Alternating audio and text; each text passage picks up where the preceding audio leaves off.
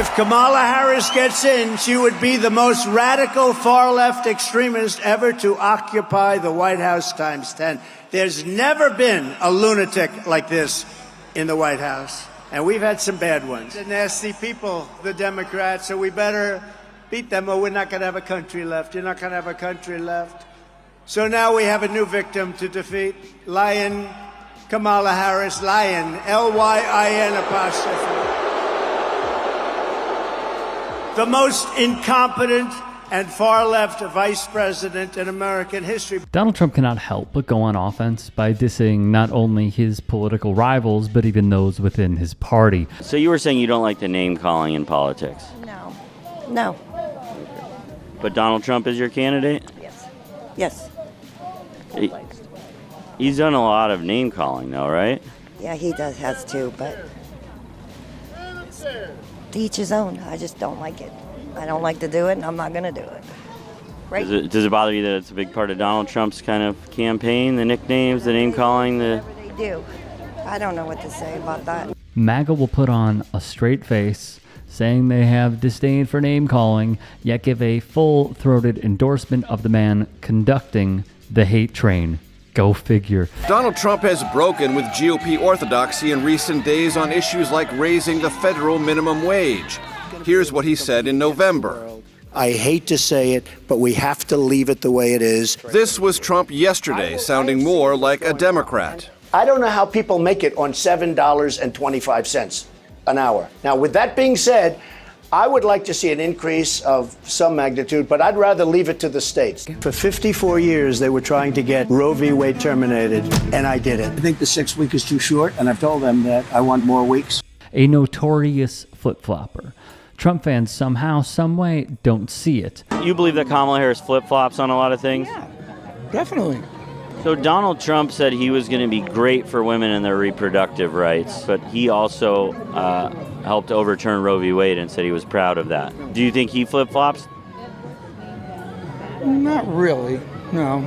Or for whatever reason, simply don't care. Come to demand that Congress do the right thing and only count the electors who have been lawfully slated. Lawfully slated. I know that everyone here will soon be marching over to the Capitol building.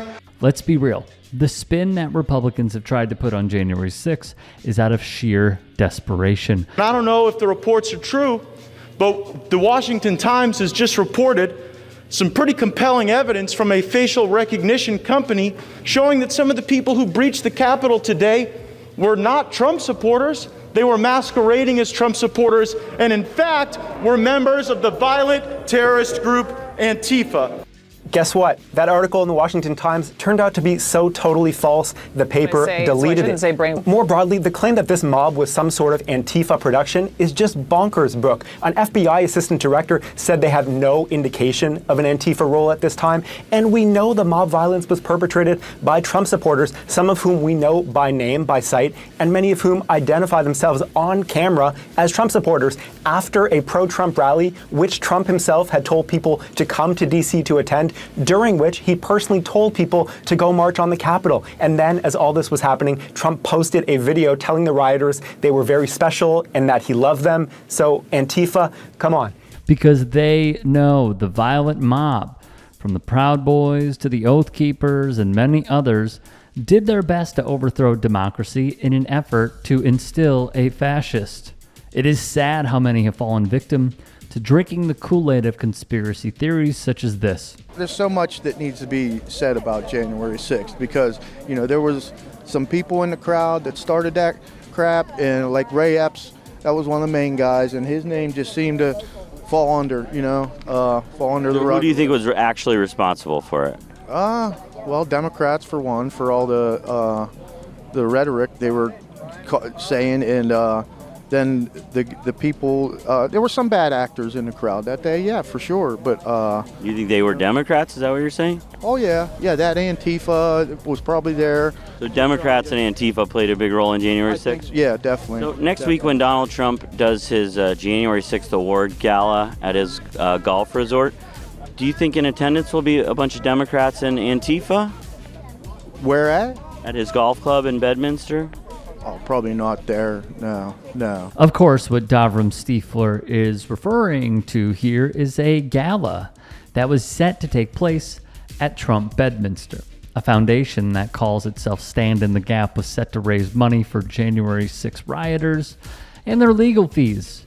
It was reported the former president expressed interest in going. However, it has been postponed as of September 3rd, with a date set to be announced after the November election, per texts obtained by the New York Times. The outlet would report from those texts that event planners cited multiple issues outside of our control, the main one being safety concerns of attendees and staff. It is also time to rebuild our crumbling infrastructure.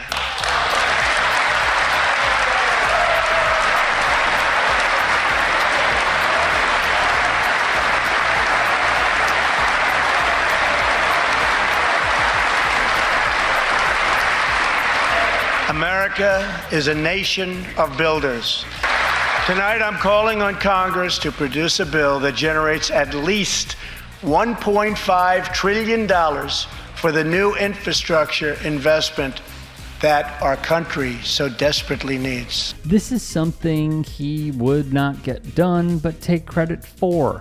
Watch how his base reacts to this revelation. The Republicans are the ones that give the money to the Democrats to build the infrastructure. See, that's what the people don't understand.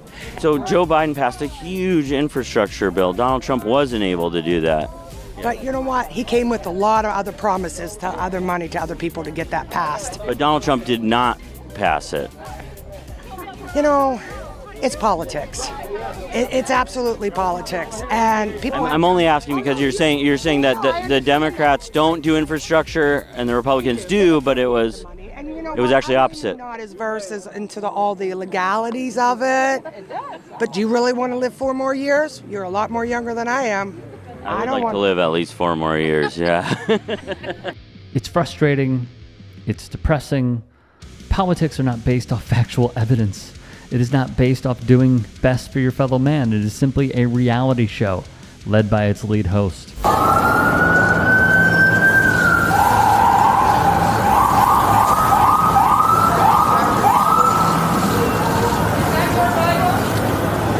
by. What should frustrate the masses is the weaponization of religion from our elected leaders, and this should be called out no matter where you align with your vote. As an example, here's what happens when this occurs in real time. The big issue right now, are you pro-life or pro-choice? Pro-life. Pro-life? Yeah, pro-life. Do those come from biblical beliefs?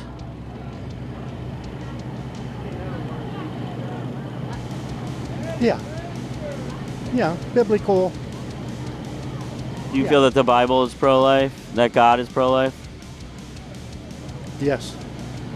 You feel that God is pro-life? Yes. Why do you think God had 2 bears come out of the woods and kill 42 children when they made fun of a guy for being bald in the Bible? Yeah, it's in 2 Kings. You know, I've never heard that before, so I can't respond to that. Okay, have you heard of that?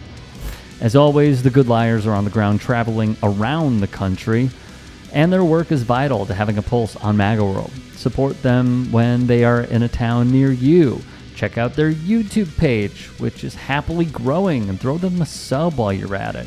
Check out their socials, like Reels on Instagram, short form excerpts on TikTok, and make a donation to their Patreon.